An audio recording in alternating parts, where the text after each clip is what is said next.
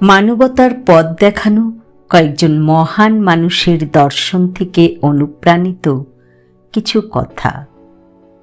পরিবারের ভেতর শান্তির পাঠ। কলমে কবি মানিক পাল, উচ্চারণে আমি সুতপা চক্রবর্তী। হযরত মুহাম্মদ জানতেন, শক্তির মানে পেশি নয়, শক্তির মানে ক্রোধকে নিজের ভেতর থামানো। মহাত্মা গান্ধী দেখিয়েছিলেন, অহিংসা কেবল রাজনীতিতে নয়, নিজের পরিবারের মানুষের সামনে নরম থাকা। রবীন্দ্রনাথ ঠাকুর বিশ্বাস করতেন, কঠিন মন থেকে কোমল মানুষ জন্মায় না।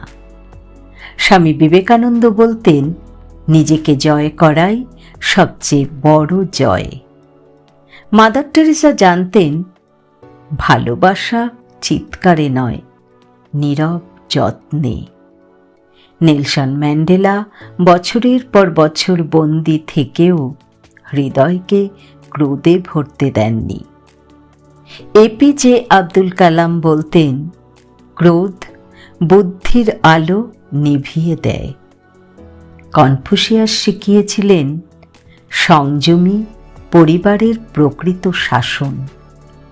লেভ তলস্তয় দেখেছিলেন, অশান্ত পরিবার একটি আহত পৃথিবী। আব্রাহাম লিঙ্কন জানতেন, মানুষ গড়ে ওঠে মায়ের শেখানো ধৈর্যে।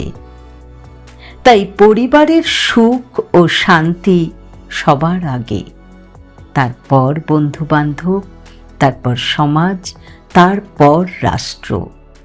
কারণ যে পরিবার ক্রোধে কাঁপে সে মানুষ তৈরি করতে পারে না, আর যে পরিবার শান্ত সেই পরিবার থেকেই ভালো মানুষ জন্ম নেয়।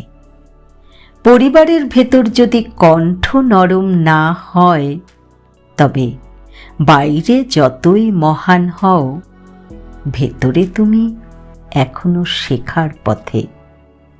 আর সেই শেখাটাই মানুষ হওয়ার শুরু।